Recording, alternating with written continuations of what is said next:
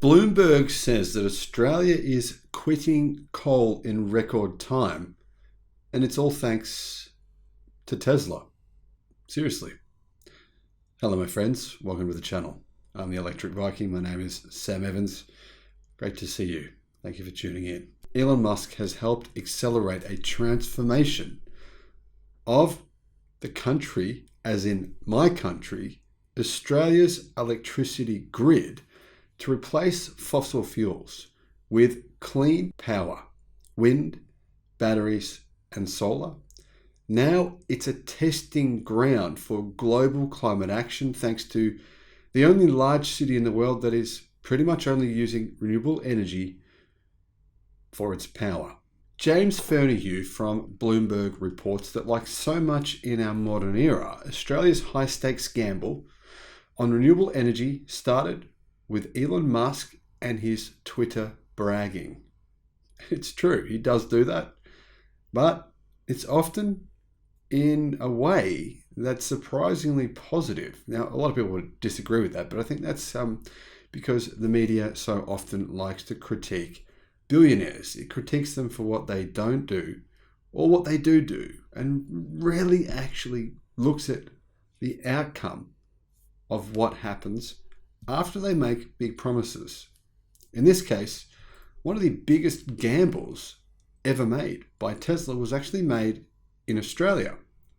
South Australia's last coal-fired power plant closed years ago, leaving the province of 2 million people heavily reliant on wind farms and power imports from a neighbouring area.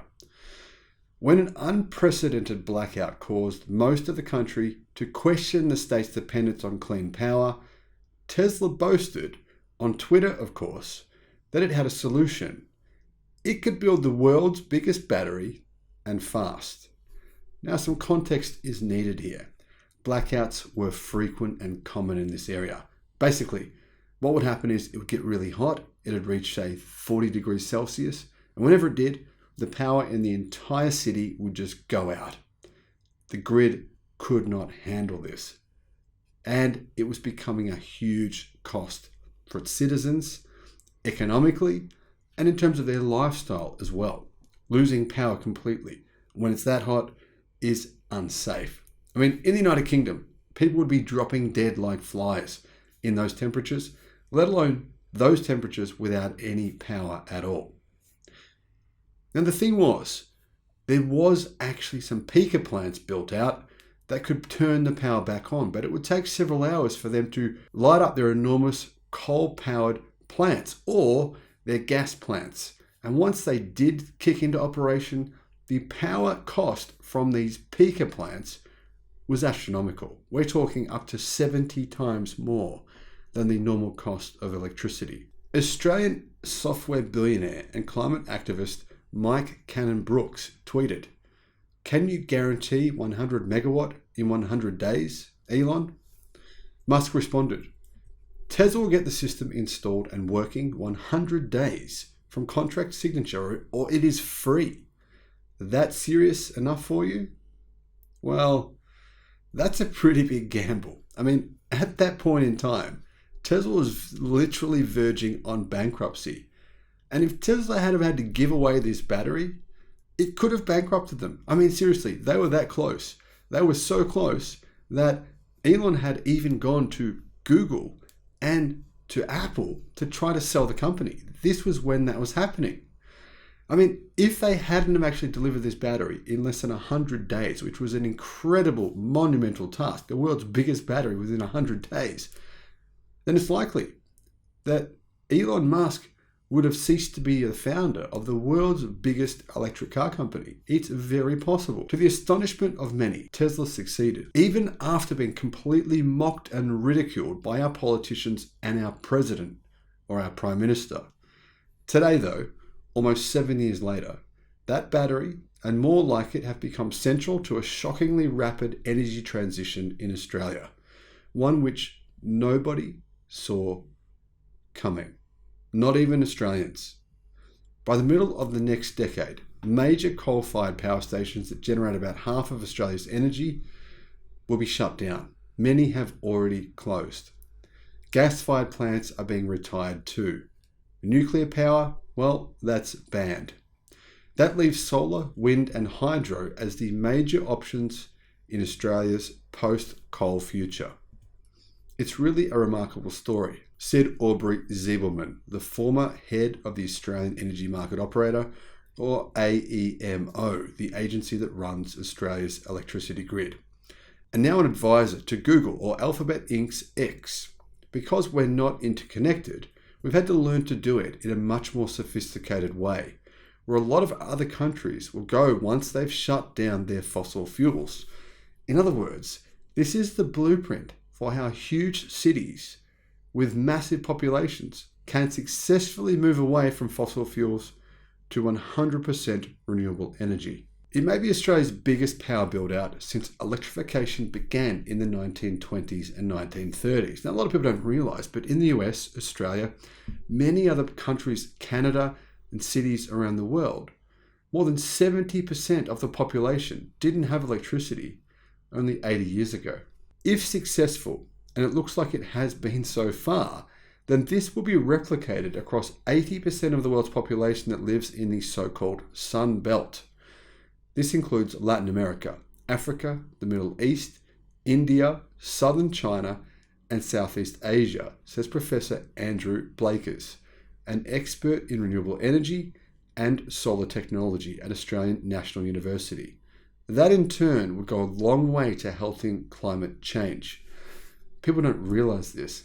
80% of the world's population lives in the perfect conditions for solar energy. 80%. That is a number we often overlook. Right now, the cost of solar panels have gone down by 25% over the past 3 months alone.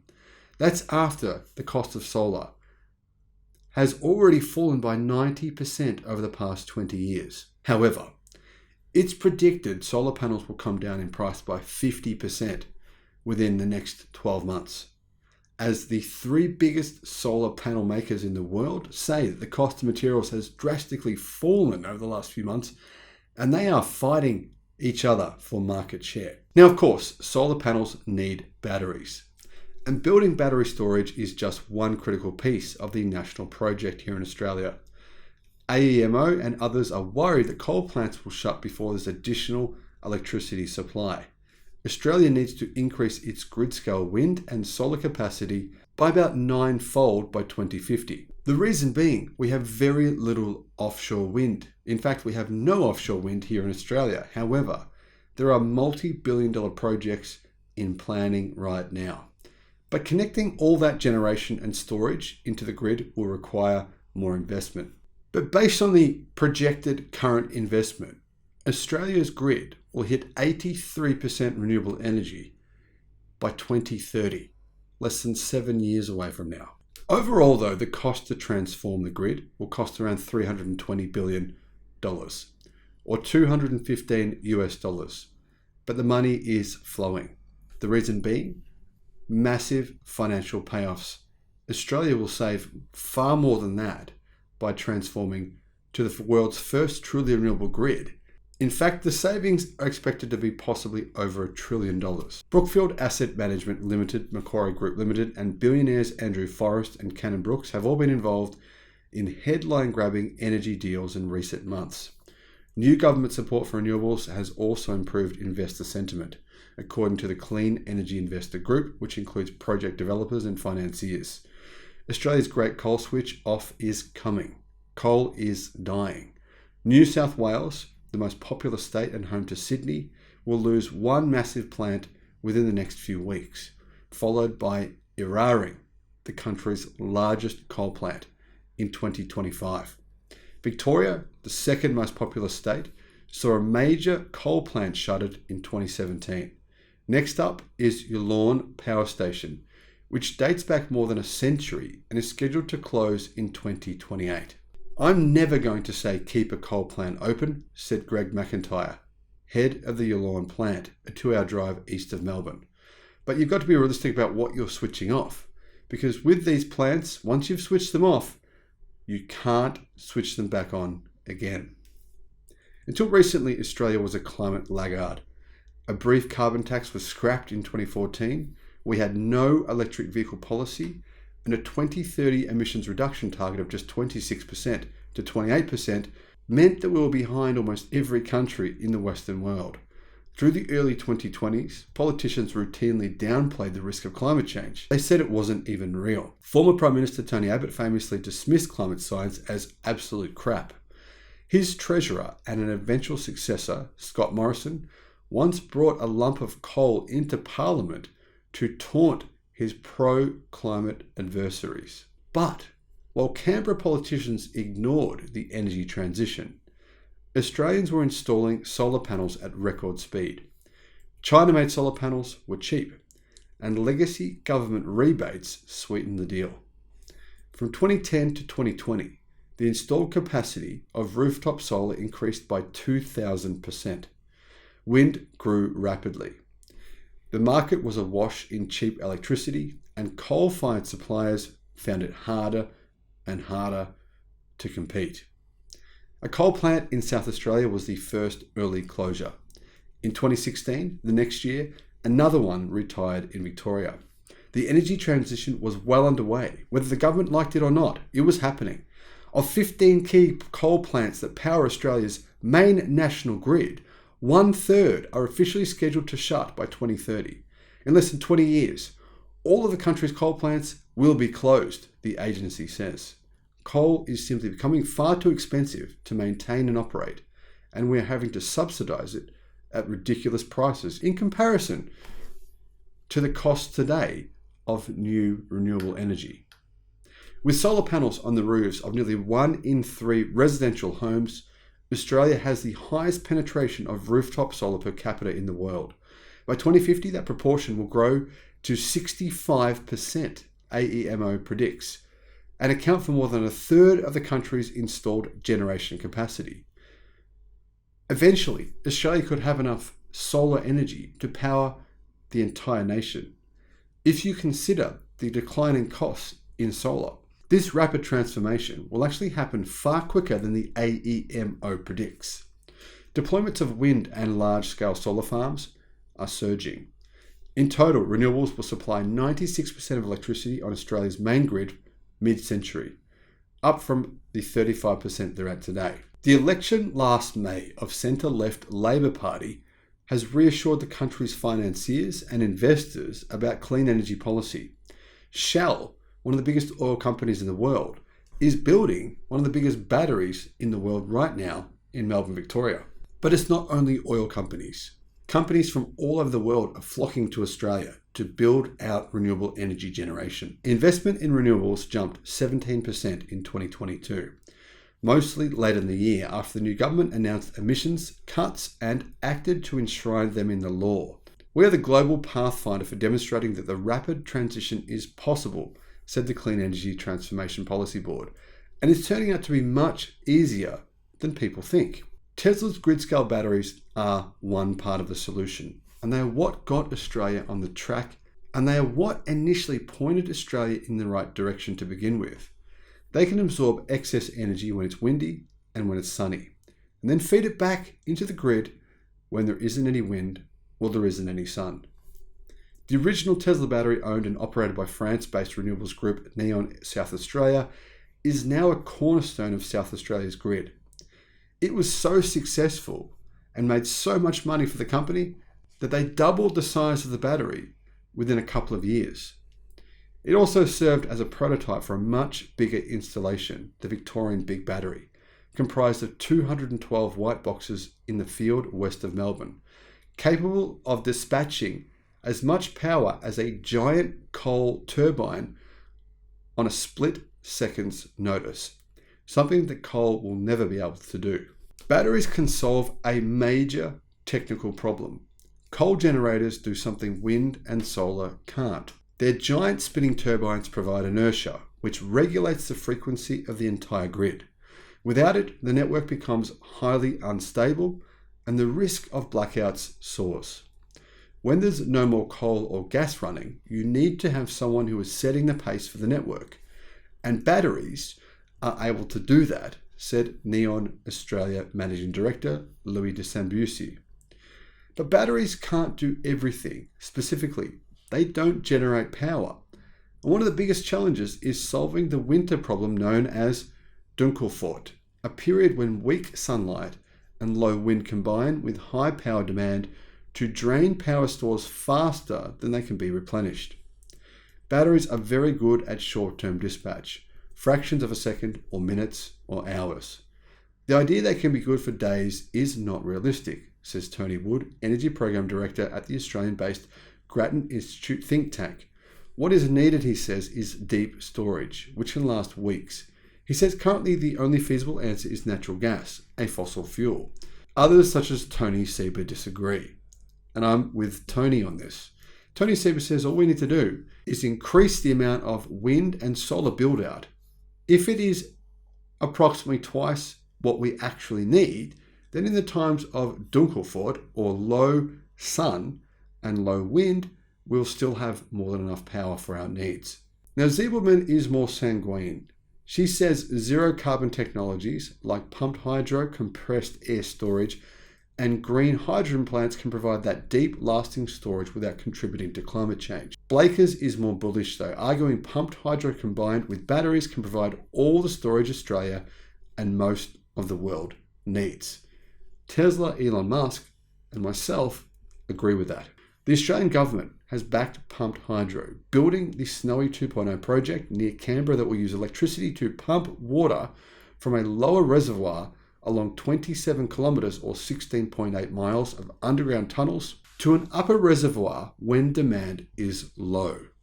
When demand is high, it will release that water back down a parallel tunnel, passing through a turbine and generating electricity. It'll be one of the biggest batteries in the world. This closed-loop system will be capable of storing enough energy to power 3 million homes for an entire week, according to the state-owned firm building the facility. There are also plans to tap the island of Tasmania for hydropower and feed the mainland via new undersea transmission lines. Tasmania has enormous amounts of hydropower, far more than it could ever possibly need. Now, if you put this another way, this project in Canberra could power 6 million homes for nearly 4 days. That is an astronomically large battery, and it's never actually likely to need that kind of storage. Now, there's another challenge, demand management, which is an issue when supply is low. This will be increasingly done by artificial intelligence. This is where Tesla comes in. Tesla's artificial intelligence is what enables the batteries we have here in Australia to work so well. In particular, the first battery installed here in Australia. Their artificial intelligence is accurately able to fix these challenges and to also do all of this without any human intervention. It's incredibly intelligent and advanced. Now, unfortunately, the other side of government here in Australia believes that renewables and energy storage aren't enough. They are campaigning to overturn the national ban on nuclear power, a proposal that the current government has rejected. At the massive coal power plant just outside of Melbourne, there's no sign of the enormous impending change ahead. Conveyor belts carrying mud-like brown coal arrive daily, with fuel dug out of a vast open-cut mine across the river. For nearly 100 years, this is how Melburnians have got their power.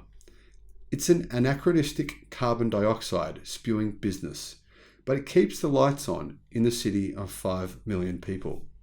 A few kilometres away though, Yallourn's owner, CLP Holdings, is building its own big battery, around the same size as Neon's Victorian Big Battery.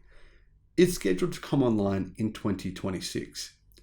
After Yallourn, the state's last 2 remaining coal plants, a few kilometres away, will also be shut. In a few short years, Victoria will go from relying on coal for 70% of its electricity to being entirely coal-free. Australia is building. It's building fast. It's setting an example for the rest of the world. It can be done, and this is how to do it.